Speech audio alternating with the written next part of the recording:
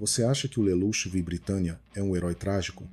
Você acha que o Zero Hacking foi o maior ato de sacrifício da história dos animes? Você está errado. O Lelouch não queria salvar o mundo. Ele queria controlar o caos. Ele não é um mártir.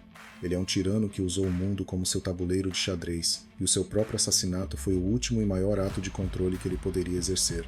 O que você está prestes a ver é a autópsia política de um gênio que trocou a salvação pela supremacia da sua vontade.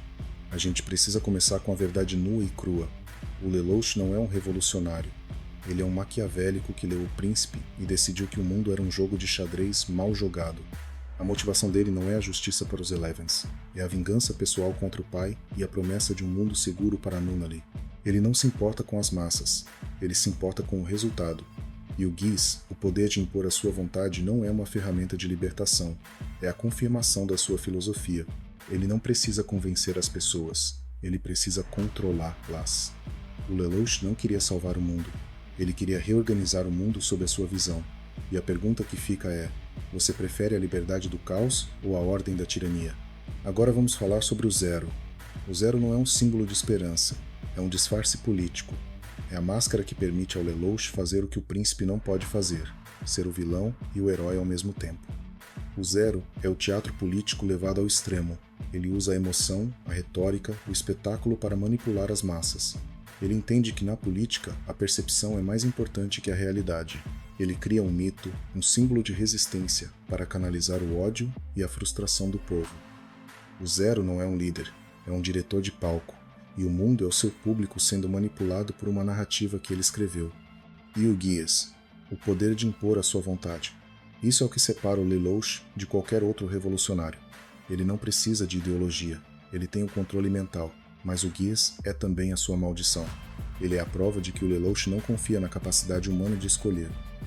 Ele não acredita que as pessoas farão a coisa certa por vontade própria. Ele acredita que elas precisam ser forçadas a fazer o que ele, o gênio, sabe que é o melhor. O Geass é a confissão de que a sua visão de mundo é a de um tirano benevolente. O Lelouch não é um herói, ele é um controlador. E o que você faria se tivesse o poder de forçar as pessoas a fazerem o que você acha que é o certo? A gente precisa falar sobre a ética do sacrifício.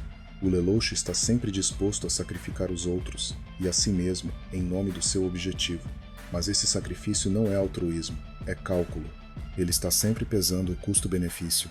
A morte de Eufemia, a traição de Kallen, a manipulação de Suzaku, tudo é um meio para um fim. Ele é o político que justifica os meios mais cruéis pelo fim mais nobre. Ele é a prova de que a moralidade é apenas uma variável na sua equação de poder. O Lelouch não tem moral, ele tem estratégia. E a estratégia dele é a de um homem que se vê como o único capaz de salvar o mundo, mesmo que tenha que destruí-lo para isso. E o Zero Hacking, o ato final, você vê como um sacrifício. Eu vejo como o controle final. O Lelouch não está morrendo pela paz, ele está orquestrando a paz. Ele está se transformando no vilão supremo, para que o mundo, unido pelo ódio a ele, possa finalmente se unir na paz. Ele não deixa a paz acontecer. Ele a impõe através da sua morte. Ele garante que a sua narrativa seja a última a ser contada. Ele controla o caos ao se tornar o ponto focal do caos. O Zero Hacking não é o fim da tirania. É a tirania perfeita. É a paz que só existe porque ele a forçou a existir. Chegamos ao ponto final, a verdade inconveniente. O Lelouch é o espelho da nossa própria ambição política. A gente quer o poder para fazer o bem, mas a gente não confia que os outros farão o mesmo. A gente quer ser o herói, mas a gente está disposto a ser o vilão para chegar lá. O Lelouch é o aviso de Code Geass. Ele nos mostra que a linha entre o salvador e o tirano é tênue, e que o poder, mesmo que usado para o bem, é sempre uma forma de controle. O Lelouch não queria salvar o mundo. Ele queria dominar o mundo para que ele pudesse finalmente descansar. E a sua? Qual é a sua motivação secreta? Vamos aprofundar a engenharia social por trás da figura de Zero. O Lelouch entendeu algo que a maioria dos políticos falha em entender. A revolução não é feita por ideias, mas por símbolos e emoções. O Zero é o símbolo perfeito. Ele é anônimo, misterioso, onipresente. Ele é a projeção de tudo que o povo oprimido quer que ele seja. Ele não tem rosto, então ele não tem falhas humanas. Ele é a esperança que não pode ser corrompida. O Zero não é um homem, é uma marca. E o Lelouch é o marqueteiro que vendeu a revolução para as massas. A gente precisa falar sobre a manipulação das massas. O Lelouch não está interessado em educar o povo, em criar uma consciência política. Ele está interessado em mobilizar o povo. Ele usa a raiva, o ódio, a frustração como combustível. Pensa nos seus discursos. Eles são cheios de retórica, de promessas vazias, de teatro. Ele não está falando para a razão, ele está falando para o instinto. Ele é o demagogo que usa a opressão para justificar a sua própria tirania. O Lelouch é o demagogo perfeito. Ele te dá o que você quer, mas ele te cobra o preço da sua vontade. E a família? A Nunnally e os Charlies. A motivação de Lelouch é sempre pessoal, sempre ligada à sua família. Ele quer vingança pelo que aconteceu com a mãe e ele quer um mundo seguro para a irmã. Mas essa motivação pessoal se torna a justificativa para a sua tirania global. Ele usa a dor como licença para matar. Ele se convence de que o seu sofrimento pessoal lhe dá o direito de impor a sua vontade sobre milhões. Ele é um narcisista político que acredita que a sua dor é a mais importante do mundo. O Lelouch não está lutando pela justiça. Ele está lutando para validar a sua dor. E a validação da dor é a forma mais perigosa de motivação política. A gente precisa falar sobre o caminho do tirano.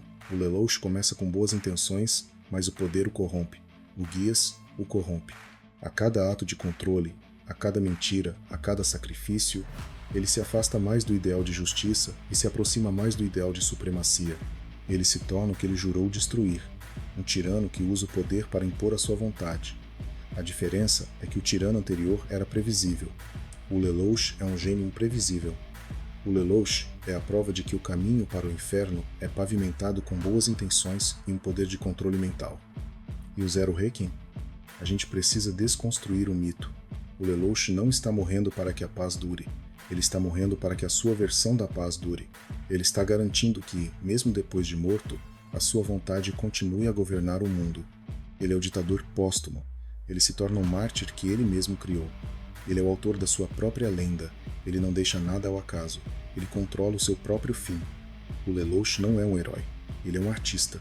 E a sua obra-prima é a paz forçada que ele pintou com o sangue do mundo. Vamos adicionar mais uma camada de profundidade política.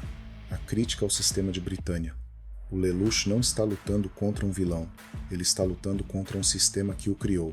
Britânia é a distopia da meritocracia levada ao extremo, onde a força e a hierarquia são as únicas regras.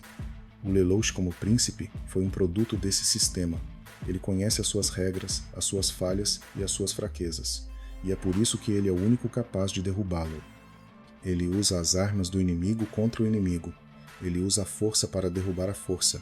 Ele usa a tirania para derrubar a tirania. O Lelouch é o vírus que Britânia criou. Ele é a autodestruição de um império que se achava invencível. A gente precisa falar sobre a filosofia de Maquiavel. O Lelouch é a personificação de O Príncipe. Ele acredita que o fim justifica os meios. Ele não tem medo de ser temido, de ser odiado, de ser o vilão. Ele sabe que o amor é volátil, mas o medo é constante. Ele é o líder que prefere ser temido a ser amado, porque o medo garante a obediência, e a obediência é o que ele precisa para controlar o caos. Ele não está interessado em ser popular, ele está interessado em ser eficaz. O Lelouch é o príncipe que não tem medo de sujar as mãos. E a sua? Qual é o preço da sua moralidade? E a ironia final? O Lelouch, o gênio do controle, é o único que não consegue controlar o seu próprio Dias. O poder que ele usa para controlar os outros é o que o consome. Ele é o escravo da sua própria ferramenta. O Lelouch é o gênio que se tornou a vítima da sua própria invenção. E a sua? Qual é a ferramenta que te controla? E é aqui que a gente para e respira. O Lelouch nos ensinou que o maior poder não é o Guias, mas a narrativa. Ele não salvou o mundo, ele o reprogramou. Ele criou a paz através da tirania e a liberdade através da morte. Ele é a prova de que a história não é escrita pelos justos, mas pelos implacáveis que entendem o poder do teatro político. Se essa análise te deu um soco mental, se fez você questionar a sua própria visão de mundo e a sua própria moralidade, deixa o like. É o nosso jeito de saber que estamos no caminho certo, que estamos quebrando a casca. E se você quer continuar essa jornada de quebrar a casca e encarar a verdade por trás dos seus animes favoritos, se inscreve. A gente está só começando a cavar. Agora, se você quer ver o outro lado dessa moeda, a história do homem que acreditava na justiça através da lei, o idealista que o Lelouch usou como sua espada, clica no vídeo que está aparecendo na tela agora. É a continuação natural dessa conversa. A gente se vê lá. E lembra, o mundo não é salvo, ele é conquistado.